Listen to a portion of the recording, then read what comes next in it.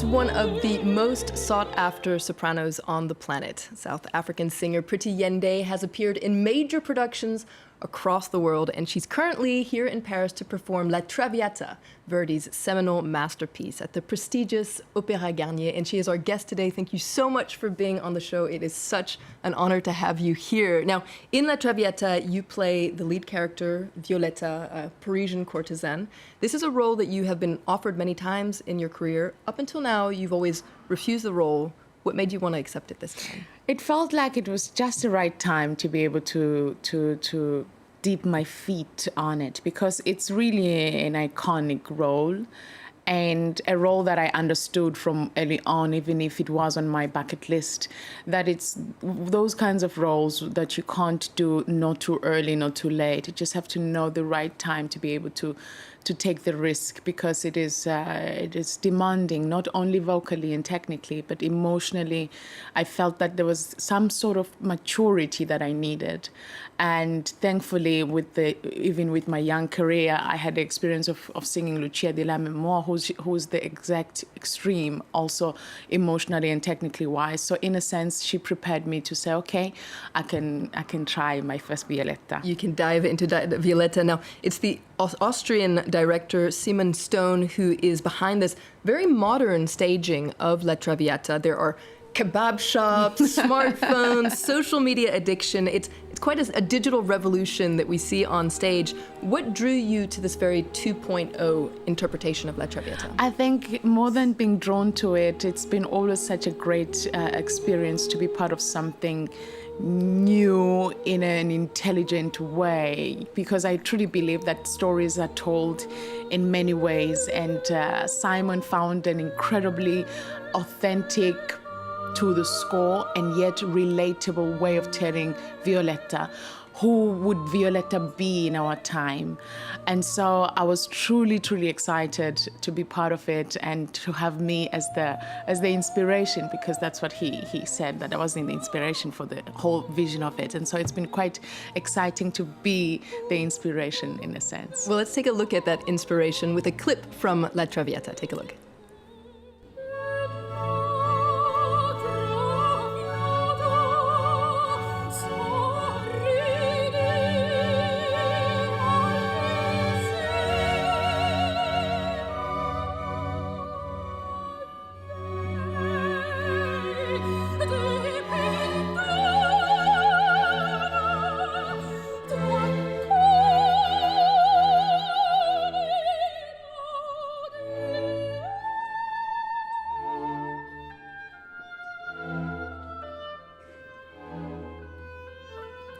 Gives you chills just to listen to it. Now, let's talk about how you got into opera. 20 years ago, you were in high school in South Africa. You were planning on becoming an accountant, I believe, and you hadn't really heard about opera, but everything changed when you saw an advertisement. What happened? So 2001 was my destiny year, in a sense of being awareness. It's like somebody actually switched on the lights, and I became alive and being introduced to something that probably my soul knew exactly what it was, but my intellect and my mind could not truly understand. And so it was just those 10 seconds, really, and it was something so powerful. I've always had wonderful upbringing. I was a happy child, and music was always around me. And so, but this was something new, and it touched me in a special way, in such a way that I really wanted to share it with somebody. So I went to my high school teacher the following day, and he told me it's called opera.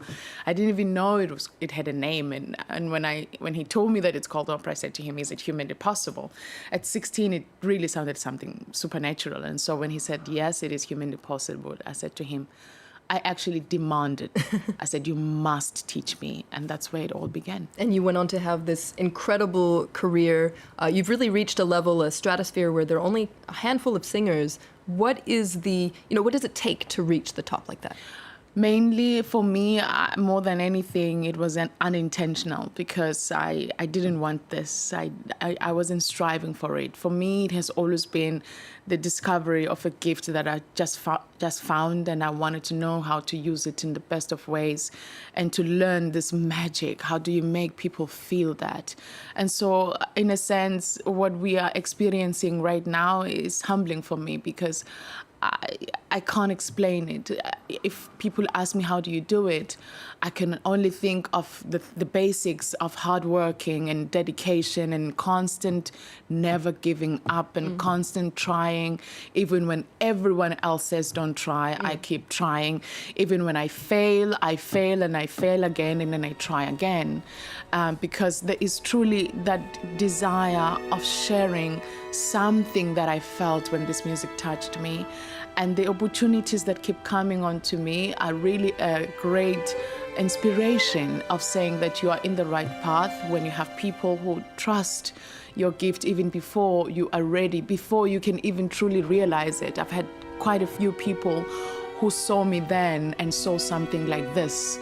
I would never dream of anything like this, of the kind of growth that I've had. And I'm very grateful in many ways. It's so inspiring to look at your story. And what's interesting is you said that you want to bring opera, which has a reputation of being a little bit old school, perhaps a little bit dusty, a little elitist. You want to bring opera into the pop mainstream. How do you think you can do that?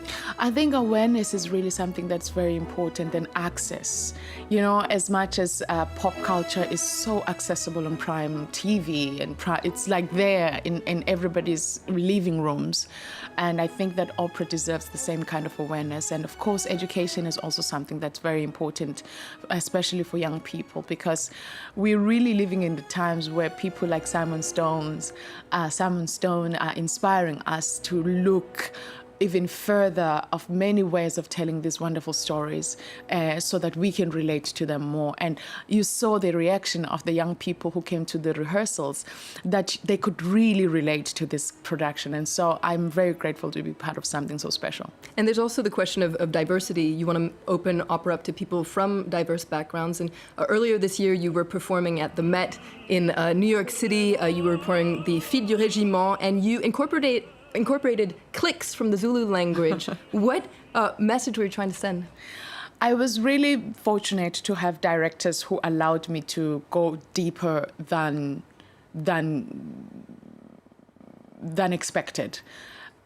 Firstly, it was not something that I had planned to do. It was just something that during the rehearsal I just did, because I had this improvisation time and I had business to do, and I thought, okay, I'm not that fluent in French, so let me just do Zulu.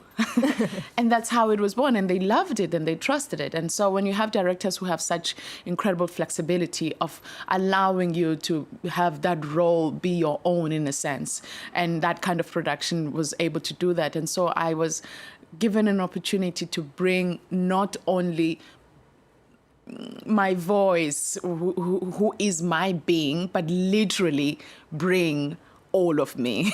That's amazing. It's such an interesting clip to watch. I definitely recommend it. We're going to move on to some other music news making headlines. The French electronica institution that is M83, aka Anthony Gonzalez, is back with a new album recorded exclusively with analog equipment. It's called DSV2, short for Digital Shades Volume 2. It's the sequel to a 2007 album called Digital Shades Volume 1. Now, Gonzalez has cited 80s sci-fi fantasy films and video game soundtracks as inspiration for his album. Take a listen to the track. It's called Temple of Sorrow.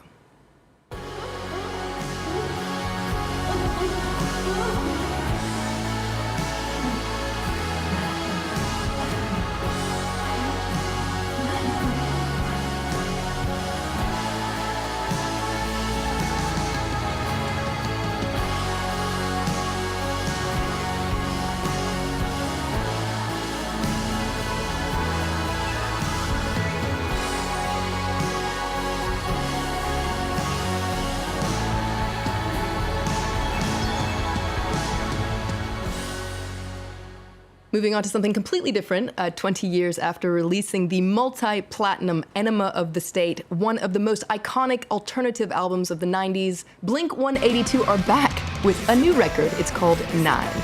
The kings of pop punk might be a bit older.